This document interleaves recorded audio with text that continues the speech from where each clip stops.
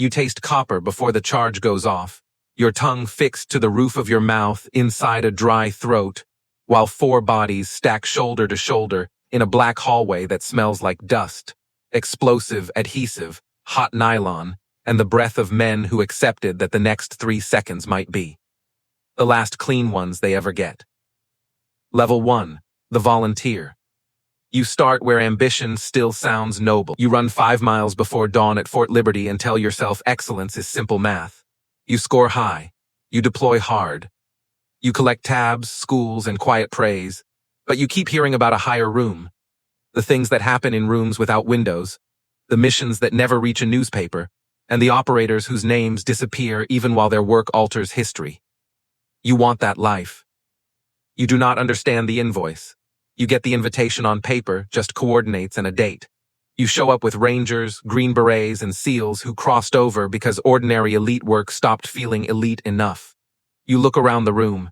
You see the same hunger in every face. You tell yourself that hunger is rare. You learn quickly that hunger is the minimum. Level 2, the filter. You carry 45 pounds first. You carry 55 later. You carry 65 when the instructors stop pretending this is about fairness and start measuring what remains after fairness leaves the room.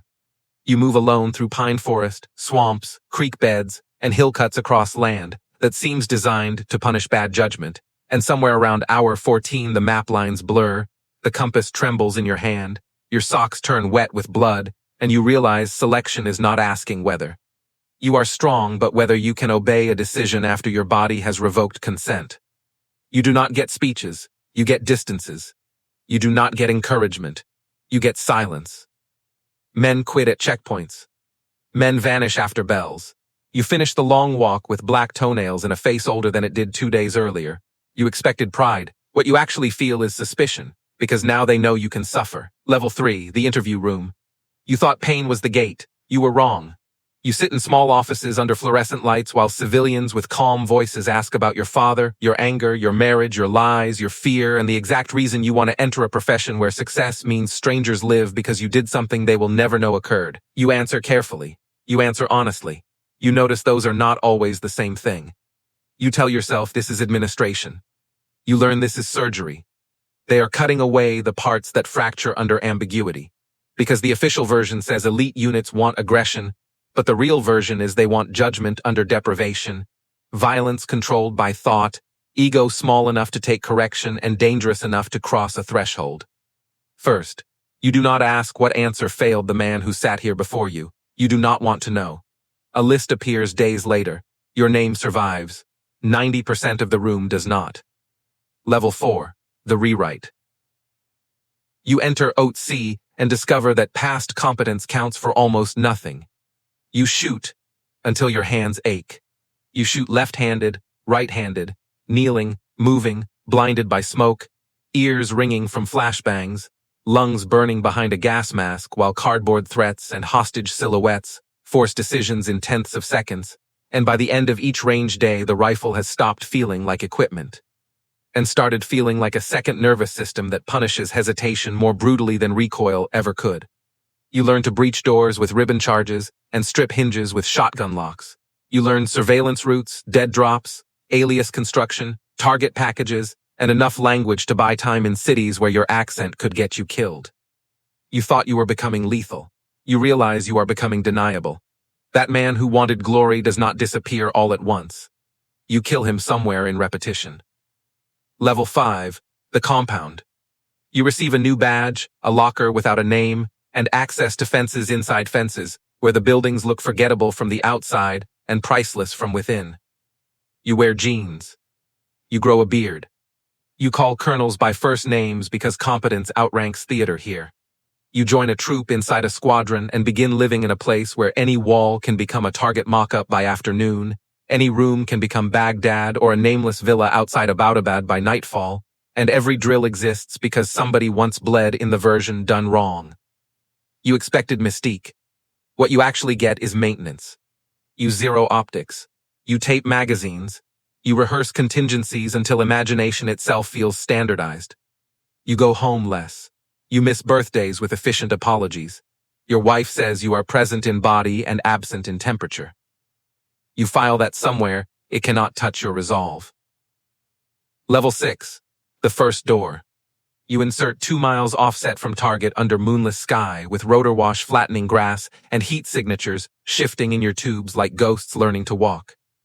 You close on a mud-walled compound at 0213, snipers settle, breach points lock, and when the charge lifts the gate, you enter a geometry of muzzle flashes, screaming children, collapsing plaster, and one man in a doorway raising an AK badly enough that training solves him before thought reaches. Language. You move. You clear. You secure a woman and 2 boys in the corner. You find the target behind a mattress, with his hands out, and his intelligence packet worth 6 months of ISR, 1 informant rolled up in Mosul, and 3 detainee debriefs nobody outside the compartment will ever read. You bring him out alive. You look at your gloves in the helicopter. You expected to feel victorious. What you actually feel is orderly. That is the nature of the work. Level 7, the tempo. You stop counting missions by number and start counting them by rotations, because 3 targets in one night erases ordinary memory. You hit bomb makers in Sadr City, facilitators in Coast, financiers in Fallujah, and 1 courier in a white Corolla outside Jalalabad whose phone later reveals a network across 4 provinces. And with each cycle, the planning gets shorter, the movement gets cleaner, the violence gets more economical until the breach, the control, the say, and the exfil collapse into one practiced impulse that lasts 12 minutes on a clock and much longer somewhere deeper. You save hostages too. You cut zip ties. You remove blindfolds. You hear the first full-body cry of relief from a journalist held 8 months in a concrete room, and you carry that sound longer than you carry the men you killed reaching her. Some nights you believe it balances, some nights you do not. Sleep gets thinner either way. Level 8, the singleton. You work alone sometimes because there are missions that punish mass and reward invisibility.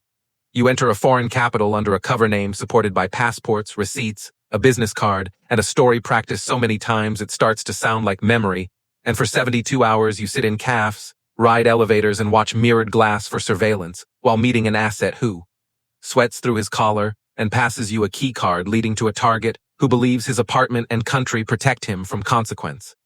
You do not kick a door this time. You wait for the hallway camera cycle, open quietly, cross carpet that swallows footfall, and finish the room before the water in his kettle boils over. There is no record of this. There never was. Extraction feels less like triumph than nausea. You sleep 14 hours afterward and wake with your jaw locked from clenching against nobody. Level 9. The national mission. You rehearse a compound 100 times on a full-scale mock-up because the man inside authored mass death and the room watching from Washington needs perfection performed by ghosts. You fly 90 minutes over hostile territory on modified birds that officially do not exist, lose 1 helicopter to a hard landing when tail rotor physics crushes months of scripting in a single metallic second, and then continue anyway because the plan is dead and the mission is not.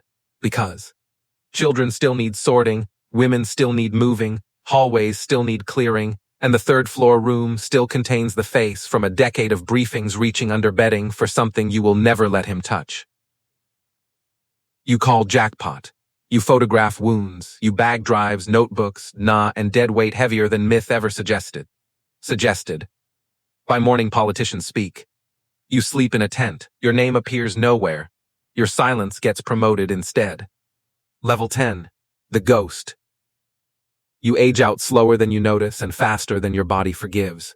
You carry ruptured hearing, scar tissue, bad knees, 3 fingers that ache before rain, and a marriage folded shut by absences you could never annotate. You try therapy once. You cannot explain the source material. You drink enough to blunt edges and run enough to keep your head from filling with faces that arrive uninvited.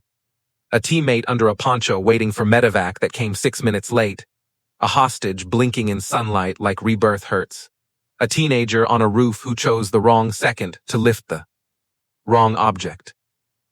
You do not regret the work. You regret the cost ledger nobody shows the volunteers. Your family will never know exactly what you did or why. Your children know you as a man who scans exits in restaurants and wakes before alarms. Somewhere tonight, a paper invitation enters another mailbox. You know what it promises. You know what it takes. You know he will go anyway.